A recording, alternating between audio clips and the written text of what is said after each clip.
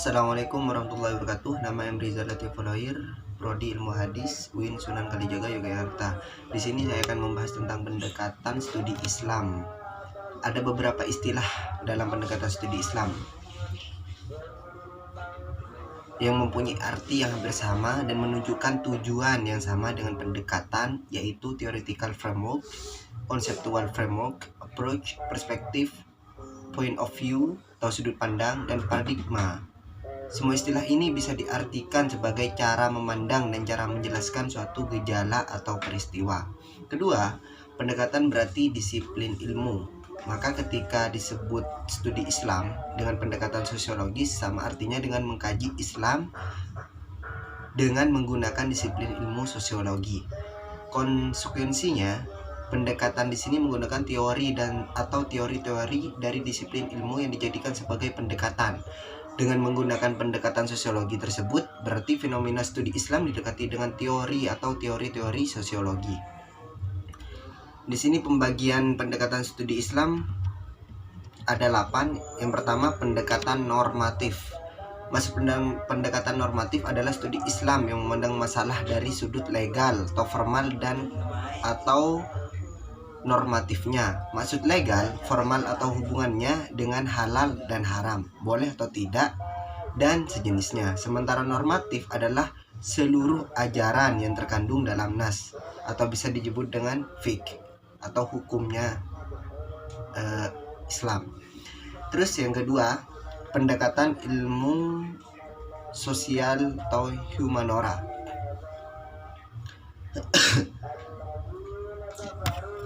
Ilmu sosial atau humanora dibagi menjadi beberapa bagian. Pertama, pendekatan sosiologi adalah himpunan kaidah-kaidah atau aturan-aturan yang dipahami, dihargai, dan ditaati oleh warga masyarakat dan bertujuan untuk mengatur kehidupan masyarakat. Itu adalah pendekatan sosiologi.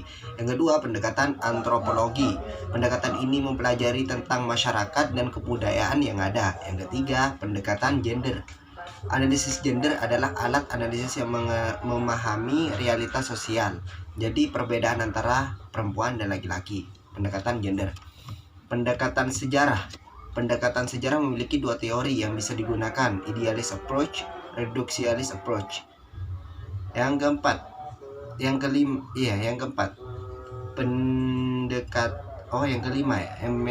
pendekatan semantik. Masuk pendekatan semantik adalah kajian yang menekankan pada aspek bahasa.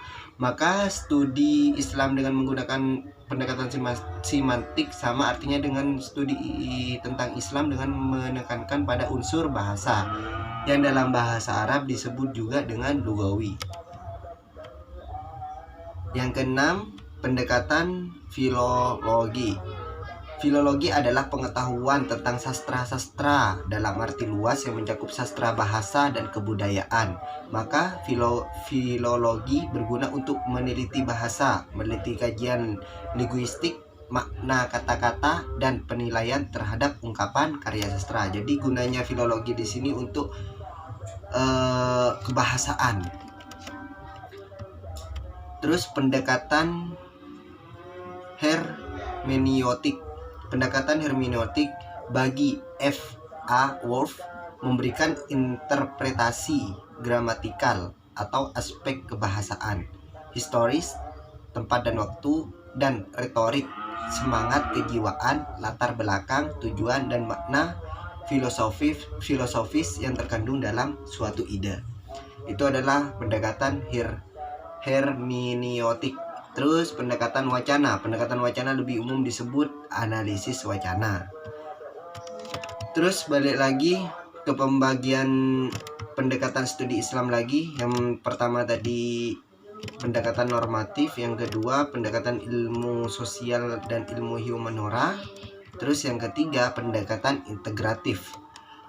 Maksud pendekatan integratif adalah kajian yang menggunakan cara pandang dan cara analisis yang menyatu dan terpadu. Analisis integratif dapat dikelompokkan menjadi dua.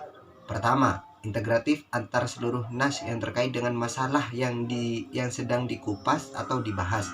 Kedua, integratif secara integratif antara nas dengan ilmu lain yang terkait dengan masalah yang sedang dibahas.